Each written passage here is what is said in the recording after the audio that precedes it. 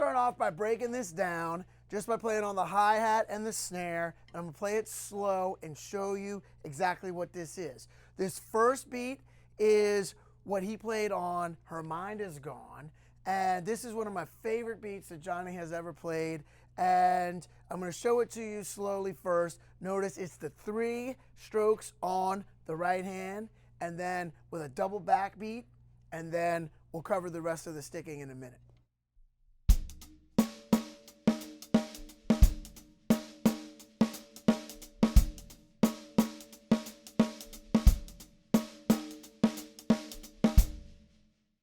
So I'll break that down even slower.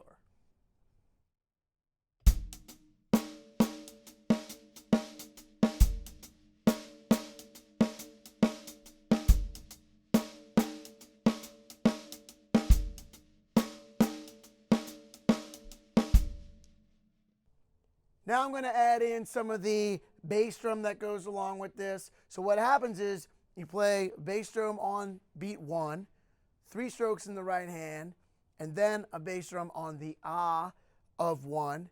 Then you've got your 2 double backbeat hits, and then you get a skip beat leading into a sticking that's going to seem really familiar, and that is right, left, right, right, left, right, right, left.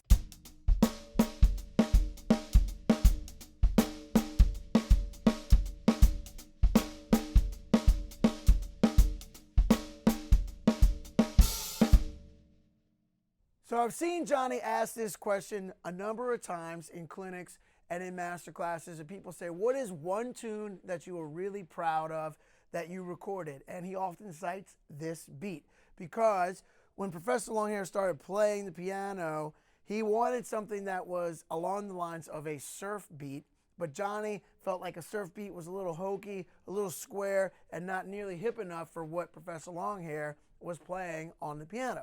So let me show you now what a straight surf beat looks like, and it's very straightforward, and it's got the double backbeat, but not much else.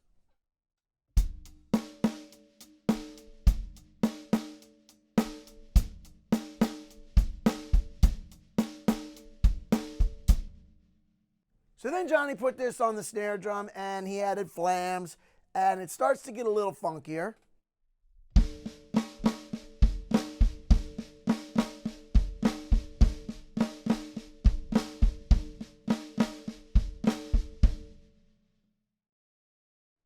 So Johnny added some notes on the snare to embellish this, and it started to get a lot hipper.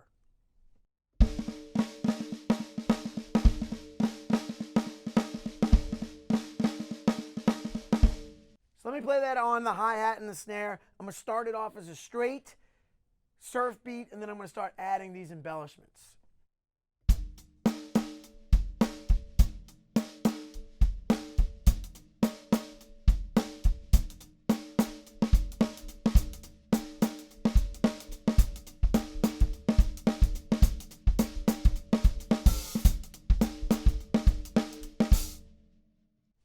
So now I'm going to play that full groove on the snare drum.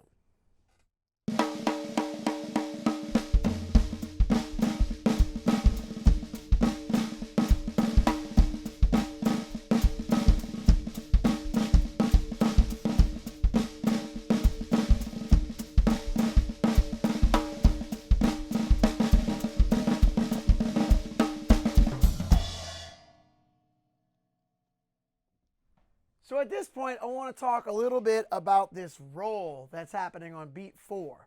Now, when Johnny was playing this, I was a little bit at a loss to figure out what he was doing. And over time, I've gotten a lot better at being able to understand this roll and also to be able to explain it.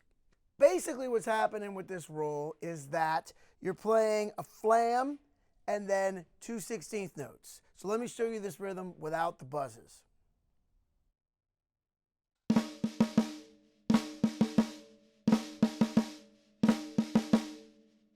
Now I'm going to add those buzzed notes, and I'm basically buzzing all the notes. You can even buzz the grace note leading into this accent.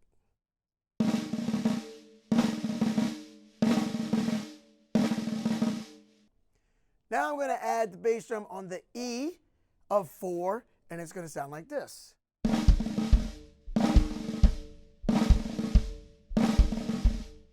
Now, sometimes Johnny will slur this and turn that into something that is more like a triplet. So the rhythm would go from this to something that sounds more like this.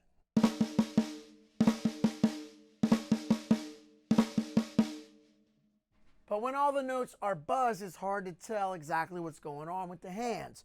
But you want to get that E in there on the bass drum. So I like to play it as a flam with 2/16, and the 2/16 notes happen on and ah.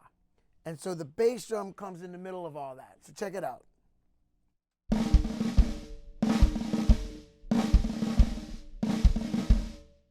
So now I'm going to put that in at the end of this groove.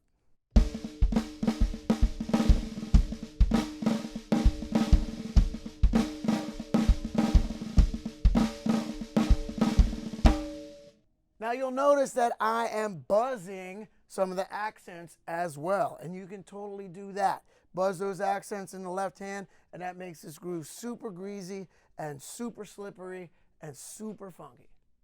Now when Johnny first showed this to me, I could tell right away that the right hand was going to sound great on other voices within the kit. I'd already been experimenting with the right, left, right, left sticking, and I'd already been moving my hands around the kit and getting all these different voices. So I could tell when I saw this that this was really going to be one of those grooves where I could move the hands all around. So right now, let's try moving the right hand, around to the cowbell, then the hi-hat, then the ride cymbal, and then the bell of the ride.